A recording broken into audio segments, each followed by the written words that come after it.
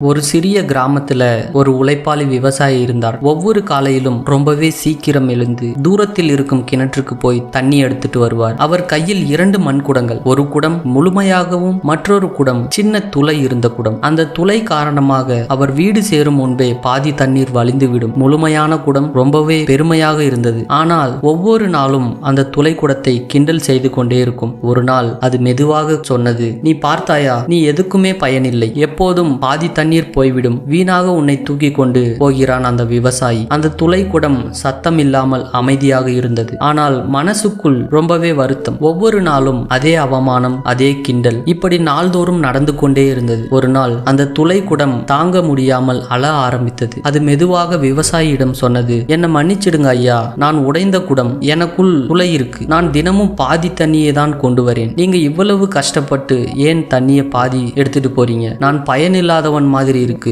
மன்னிச்சிடுங்க" என்று கூறியது. விவசாயி சிரித்து கொண்டே மெதுவாக சொன்னார், "அதுக்காக தான் நீ வருந்துகிறாயா? கவலைப்படாதே, நாளைக்கு உனக்கு ஒரு விஷயம் காட்டுகிறேன். அப்போது நீ இனிமேல் உன்னை ஒருபோதும் பயனில்லாதவனாக நினைக்க மாட்டாய்." அடுத்த நாள் வழக்கம் போல 2 குடங்களையும் தூக்கி கொண்டு கிணற்றுக்கு போனார். தண்ணீர் எடுத்துக்கொண்டு வீடு திரும்பும் போது அவர் மெதுவாக சொன்னார், "இன்று உன் பக்கம் சாலையில் பார்த்துக்கொள்." அந்த துளை குடம் கீழே பார்த்தது. அதுக்கோ அதிர்ச்சி. அது வரும் பக்கம் முழுக்க அழகான பூக்கள் பூத்திருந்தது. சிவப்பு, மஞ்சள், ரோஜா நிறங்கள் எல்லாம் காற்றில் ஆடியது. அதுக்குள்ளே சில நாட்களுக்கு பிறகு அந்த குடம் சின்ன சிரிப்பு விட்டது. ஆனால் வீடு வந்ததும் மீண்டும் பாதி தண்ணி போயிருக்கும் என்பதை பார்த்ததும் மனது தளர்ந்து அது மெதுவாக சொன்னது, "அந்த பூக்கள் அழகா இருந்துச்சு, ஆனால் நான் இன்னும் உங்களுக்கு முழு தண்ணி கொண்டு வர முடியவில்லையே." விவசாயி சிரித்து கொண்டே குடத்தை தரையில் வைத்தார். மெதுவாக சொன்னார், "இல்லை, நீ இன்னும் புரிந்து கொள்ளவில்லை. நீ பார்த்தாயா, பூக்கள் இருந்தது உன் பக்கம்தான், மற்ற குடத்தின் பக்கம் அல்ல. ஏனென்றால் நான் உன் துளை தெரிஞ்சிருந்தேன். அதனால் பல மாதத்திற்கு முன்னாடியே